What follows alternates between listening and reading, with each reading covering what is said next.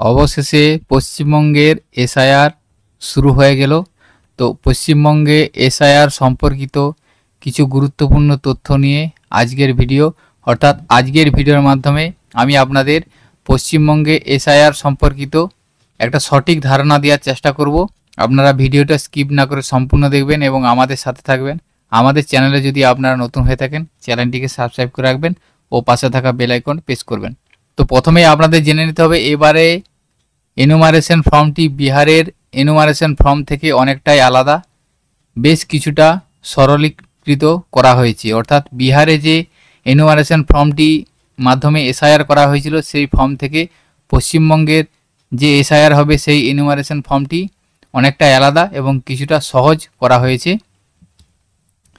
নমুনা এনুমারেশন ফর্মের নিচের দিকে ডিক্লারেশন অংশে নাগরিকত্ব সংক্রান্ত বিষয়টি এবার বাদ দেওয়া হয়েছে, যেটা বিহারের এনুমারেশন ফর্মেও ছিল। এটি বেশ তাৎপর্যপূর্ণ একটি পরিবর্তন। অর্থাৎ বিহারে যে এনুমারেশন ফর্ম ছিল সেই এনুমারেশন ফর্মের নিচের দিকে ডিক্লারেশন বলে একটা অপশন ছিল, সেই ডিক্লারেশনের অংশটা এবার পশ্চিমবঙ্গের এসআইআর ক্ষেত্রে বা এনুমারেশন ফর্মের ক্ষেত্রে বাদ দেওয়া হয়েছে। অর্থাৎ নমুনা যে এনুমারেশন ফর্ম সেই ফর্মের ডিক্লারেশনের অংশটা থাকছে না। এসআইআর এর প্রথম পর্বে বিএলওদের দেওয়া ফর্মের সাথে কোনো প্রকার ডকুমেন্টসের ফটোকপি দিতে হচ্ছে না, যেটা বিহারের ক্ষেত্রে দিতে হচ্ছিল। অর্থাৎ এসআইআর এর প্রথম পর্বেতে বিএলওদের দেওয়া যে প্রি ফিল্ড এনুমারেশন ফর্ম আছে সেই এনুমারেশন ফর্মের সাথে কোনোরূপ ডকুমেন্টস জমা দিতে হচ্ছে না। বিহারের ক্ষেত্রে এই ফর্মের সাথে ডকুমেন্টস জমা করতে হতো, কিন্তু পশ্চিমবঙ্গের ক্ষেত্রে কোনোরূপ ডকুমেন্টস জমা দিতে হবে না। এসআইআর এর প্রথম পর্বে অর্থাৎ নভেম্বর মাসের 4 তারিখ থেকে ডিসেম্বর মাসের 4 তারিখ পর্যন্ত সংশ্লিষ্ট বিএলওরা বাড়ি বাড়ি গিয়ে প্রি এনুমারেশন ফর্মের 2টি কপি শুধুমাত্র ভোটারের নিজস্ব তথ্য এবং এসআইআর 2002 এর ভোটের তালিকা থাকা তার নিজের বা তার পরিবারের কোনো আত্মীয় তথ্য দিতে হচ্ছে। ফর্মে উল্লেখ করা 2002 এর ভোটার তালিকার তথ্য বিএলও চেক করে নেবেন এবং স্বাক্ষর করবেন সেই মর্মে। অর্থাৎ যে 4ই নভেম্বর থেকে যে প্রথম পর্বের এসআইআর এর কাজ হবে সেই এসআইআর এ বিএলওদের যে প্রিফিল্ড এনুমারেশন ফর্ম 2 কপি দেওয়া হবে, সেই ফর্মে শুধুমাত্র ভোটার তার নিজস্ব তথ্য ফিল করবেন এবং এসআইআর 2002 এর ভোটার তালিকায় থাকা তার নিজের পরিবারের বা কোনো আত্মীয়র তথ্য দিতে হচ্ছে। অর্থাৎ আপনারা যে ফর্মটা পাবেন সেই ফর্মে ভোটার তার নিজস্ব তথ্য দিবেন এবং এসআইআর 2002 এ পরিবারের কোনো ব্যক্তি বাবা বা মার যদি নাম থেকে থাকে তার তথ্য সেই ফর্মের মাধ্যমে দিতে হবে। সেটা বিএলওরা চেক করে নেবেন, চেক করে নেওয়ার পর সেই ফর্মে বিএলও স্বাক্ষর করে নেবেন। প্রি প্রিন্টেড এনুমারেশন ফর্মের একদম নিচে ডান দিকে ভোটার নিজে বা ভোটারের অবর্তমানে তার পরিবারের কোনো বরিষ্ঠ সদস্য বা সদস্যা স্বাক্ষর করবেন বা এলটিআই দেবেন, সেক্ষেত্রে ভোটারের সাথে তার সম্পর্ক উল্লেখ করে দিতে হবে। অর্থাৎ যে প্রি প্রিন্টেড এনুমারেশন ফর্মে একদম নিচের দিকে ডান দিকে দেখুন ভোটারকে সিগনেচার অথবা ভোটারের অবর্তমানে তার পরিবারের কোনো সদস্যদের সিগনেচার বা এলটিআই করতে হবে, সেক্ষেত্রে ভোটারের সাথে তার সম্পর্কটা উল্লেখ করতে হবে।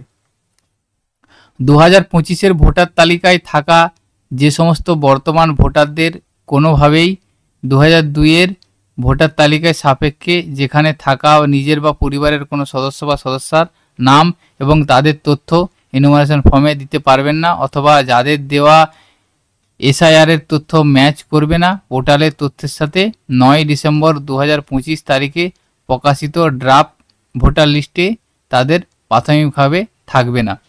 অর্থাৎ 2025 সালের ভোটার তালিকায় এবং 2002 সালের ভোটার তালিকায় ম্যাপিংয়ের ক্ষেত্রে যাদের তথ্য ম্যাচ করবে না, অর্থাৎ পোর্টালের সাথে যে তথ্য যাদের ম্যাচ করবে না তাদের 9 ডিসেম্বর 2025 সালে যে ড্রাফট ভোটার লিস্ট প্রকাশিত হবে সেই প্রাথমিকভাবে সেই ড্রাফট ভোটার লিস্টে সেই সমস্ত ভোটারদের নাম থাকবে না যাদের 2025 থেকে 2002 এর ম্যাপিং ম্যাচ করবে না। ড্রাফট লিস্ট থেকে বাদ যাওয়া ভোটারদের যাদের স্বাক্ষরিত এনুমারেশন ফর্ম জমা পড়েছে বিএলওর কাছে, এরপর এইআরও নোটিশ ইস্যু করবেন, সম্ভবত বিএলও মারফত।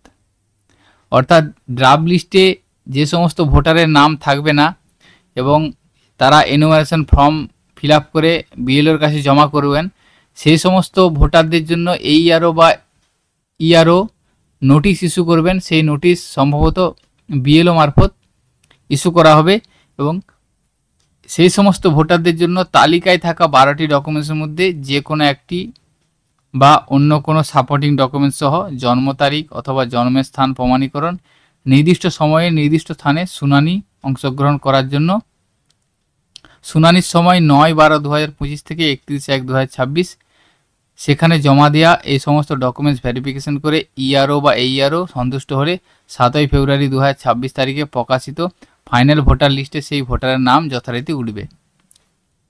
অর্থাৎ আপনাদের 2025 এবং 2002-এ ম্যাচ না করার জন্য যদি ড্রাফট ভোটার লিস্টে আপনাদের নাম না থেকে থাকে, সেক্ষেত্রে আপনারা যে এনুমারেশন ফর্ম বিএলওর কাছে জমা করেছেন এবং ম্যাচ না করার জন্য আপনাদের ড্রাফট লিস্টে যদি নাম না এসে থাকে, সেক্ষেত্রে আপনারা ইআরও বা এইআরও নোটিশ ইস্যু করবে বিএলও মারফত।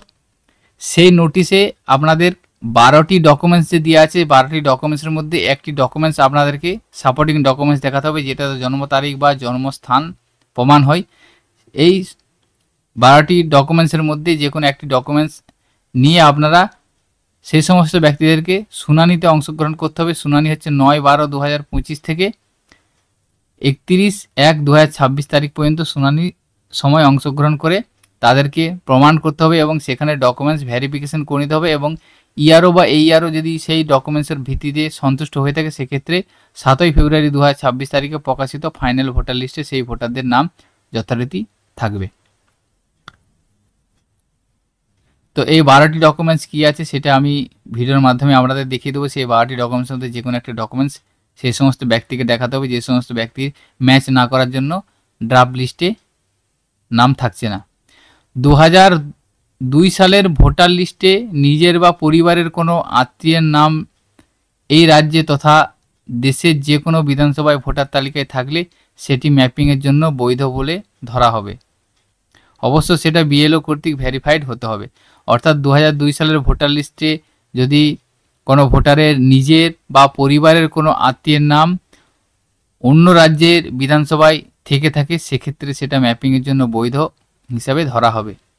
এবারের ইনুমারেশন পর্বে বিএলওগণ এনুমারেশন ফর্মের সাথে সাথেই নিজের কাছে নতুন ভোটারদের নাম তোলার জন্য 2026 সালে যে কোনো দিন যাদের বয়স 18 বছর পূর্ণ হবে ফর্ম 6 এবং স্থানান্তরিত হয়ে আসা ভোটারদের ফর্ম 8 সঙ্গে রাখবেন। অর্থাৎ এবার এসআইআর সময় যে এনুমারেশন ফর্মের সাথেও বিএলওগণ নতুন ভোটারদের জন্য এবং বা স্থানান্তরিত করানোর জন্য সমস্ত ফর্ম তারা কাছেই রাখবেন এবং সেটা সেখান থেকে বিএলওর কাছ থেকে সংগ্রহ করে নিতে পারবেন।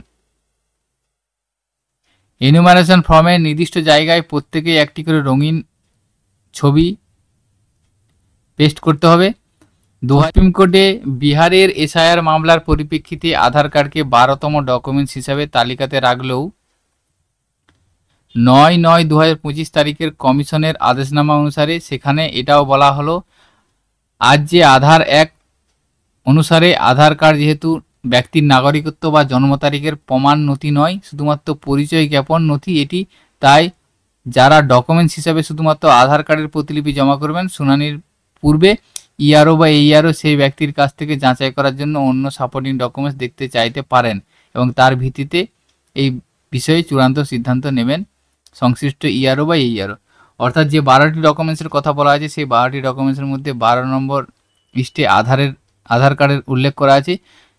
তো শুধুমাত্র যদি আধার কার্ড জেরক্স আপনারা দিয়ে থাকেন, সেক্ষেত্রে আপনাদের শুনানির আগে ইআরও বা এইআরও যাচাই করার জন্য অন্য সাপোর্টিং ডকুমেন্টস চাইতে পারে, কারণ আধার কার্ড নাগরিকত্ব বা জন্ম তারিখের প্রমাণপত্র হিসাবে থাকছে না। সেজন্য এইআরও বা ইআরও যাচাই করার জন্য আরও 11টি ডকুমেন্টসের মধ্যে যে কোনো একটি ডকুমেন্টস দেখতে চাইতে পারেন। সমীক্ষার পর্বে শেষে যাদের ইনুমারেশন ফর্ম বিএলওর কাছে জমা পড়বে না, তারা কারণ নির্ণয় করে বিএলওকে সেই বুথ ওয়াইজ তালিকা জমা করতে হবে ইয়ারের কাছে, অর্থাৎ সমীক্ষা হয়ে যাওয়ার পর যে সমস্ত ভোটারের এনুমারেশন ফর্ম বিএলওর কাছে জমা পড়বে না, সেটার কারণ যেমন অ্যাবসেন্ট, শিফটেড, ডেট, ডুপ্লিকেট এই সমস্ত কারণ লিখে বিএলও সেই সমস্ত তালিকা এর কাছে জমা করবে। এবং তাছাড়া ড্রাফট লিস্ট প্রকাশিত হওয়ার পর যাদের নাম ওই তালিকায় থাকলো না তাদের পৃথক একটি তালিকা কারণসহ বিভিন্ন দপ্তরে টাঙাতে হবে। অর্থাৎ যে সমস্ত ভোটারের নাম ড্রাফট লিস্টে থাকলো না বা এনুমারেশন ফর্ম জমা হলো না সেই সমস্ত ভোটারের আলাদা একটা তালিকা করতে হবে। সেই তালিকা বিভিন্ন দপ্তরে টাঙানো হবে এবং সিইও ওয়েস্ট বেঙ্গল ওয়েবসাইটে সেই তালিকা দেওয়া থাকবে যাতে সবাই সেটা দেখতে পারেন এবং দরকার হলে প্রয়োজনীয় ব্যবস্থা গ্রহণ করতে পারেন। এবং আগামী কয়েকদিনের মধ্যে আরও বেশ কিছু নির্দেশিকা কমিশনের পক্ষ থেকে দেওয়া হবে বলে সেরকমই জানানো হয়। এছাড়াও এনুমারেশন ফর্ম অনলাইন পূরণ করে জমা করা হবে এবং অনলাইনে যে voters.eci.gov.in এই পোর্টালের মাধ্যমে সেলফ ম্যাপিং করার ব্যবস্থাও থাকবে বলে কমিশনের তরফ থেকে জানানো হয়েছে। সেই সংক্রান্ত বিস্তারিত নির্দেশিকা পরবর্তী সময় জানিয়ে দেবে। অর্থাৎ যে সেলফ ম্যাপিংয়ের কাজ অনলাইনের মাধ্যমে করা হবে। তো অনলাইনে যখন এই সিস্টেমটা চালু হবে তখন আমরা আমাদের চ্যানেলে অনলাইন সিস্টেমটা দিয়ে একটা আপডেট ভিডিও আপনাদের কাছে প্রোভাইড করব, সেখান থেকে আপনারা অনলাইন প্রসেসটাও জেনে নিতে পারবেন। তো মূলত পশ্চিমবঙ্গের ক্ষেত্রে এসআইআর যে কিছু তথ্য সেই তথ্য আজকের ভিডিওতে আমি আপনাদের প্রোভাইড করলাম।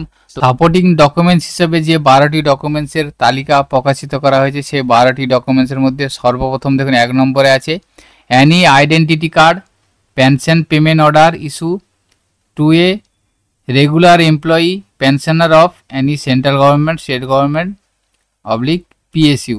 2 নম্বর বলা আছে any identity card certificate documents issue in India by the government, local authority, bank, post office, LIC, PSUs period on 1/7/1987। অর্থাৎ 1/7/1987 সালের আগে যদি কোনো identity card, certificate, central government বা লোকাল বডি দ্বারা ইস্যু হওয়া থাকা সার্টিফিকেট, ব্যাংকের পাসবই বা পোস্ট অফিসের পাসবই বা এলআইসি কোনো ডকুমেন্টস 1/7/1987 সালের আগে হয়ে থাকে, সেক্ষেত্রে আপনারা সেটা সাপোর্টিং ডকুমেন্টস হিসাবে দেখাতে পারবেন। 3 নম্বর বলা আছে বার্থ সার্টিফিকেট ইস্যু, জন্মের প্রমাণপত্রের জন্য জন্ম সার্টিফিকেট দেখাতে পারবেন। 4 নম্বরে পাসপোর্ট বলা আছে। 5 নম্বরে বলা আছে দেখুন স্কুলের কোনো সার্টিফিকেট, এডুকেশনাল সার্টিফিকেট যেমন মাধ্যমিকের অ্যাডমিট বা অন্যান্য কোনো বোর্ড সার্টিফিকেট সেটা আপনারা দেখাতে পারবেন। 6 নম্বর বলা আছে পার্মানেন্ট রেসিডেন্সিয়াল সার্টিফিকেট, আপনারা এসডিওর যে ডোমিসিয়াল সার্টিফিকেট সেটা আপনারা দেখাতে পারবেন। 7 নম্বর বলা আছে forest right certificate, forest right certificate থাকলে সেটা আপনারা দেখাতে পারবেন। 8 নম্বর বলা আছে ওবিসি এসসি এসটি অর্থাৎ কাস্ট সার্টিফিকেট আপনারা সাপোর্টিং ডকুমেন্টস হিসেবে দিতে পারবেন। 9 নম্বর বলা আছে ন্যাশনাল রেজিস্টার অফ সিটিজেন, যদি থেকে থাকে তাহলে সেটা দেখাতে পারবেন। 10 নম্বর বলা আছে family register prepared by state local authority, family কোনো রেজিস্টার থাকলে সেটা দেখাতে পারবেন স্টেট বা লোকাল অথরিটি। 11 নম্বর বলা আছে any land house allotment certificate by the government, অর্থাৎ জায়গা বা বাড়ির কোনো সার্টিফিকেট থেকে থাকে সেক্ষেত্রে আপনারা দেখাতে পারবেন, অর্থাৎ জমি জায়গার কাগজপত্র থাকলে সেটা আপনারা দেখাতে পারবেন। তো এসআইআর সম্পর্কিত যদি কারো কোনো জানার থেকে থাকে বা জিজ্ঞাসা থেকে থাকে সেক্ষেত্রে আমাদের ভিডিওর কমেন্ট সেকশনে কমেন্ট করবেন, আমি কমেন্টের রিপ্লাই দেওয়ার চেষ্টা করব। এবং আজকের ভিডিওতে এই ইনফরমেশনটি আপনাদের সাথে শেয়ার করা ছিল। সকলের সুবিধার্থে ভিডিওটি শেয়ার করবেন এবং ভিডিওটি যদি ভালো লেগে থাকে লাইক করবেন। আমাদের চ্যানেলে যদি আপনারা নতুন হয়ে থাকেন চ্যানেলটিকে সাবস্ক্রাইব করে রাখবেন। সকলে ভালো থাকবেন, সুস্থ থাকবেন, ধন্যবাদ।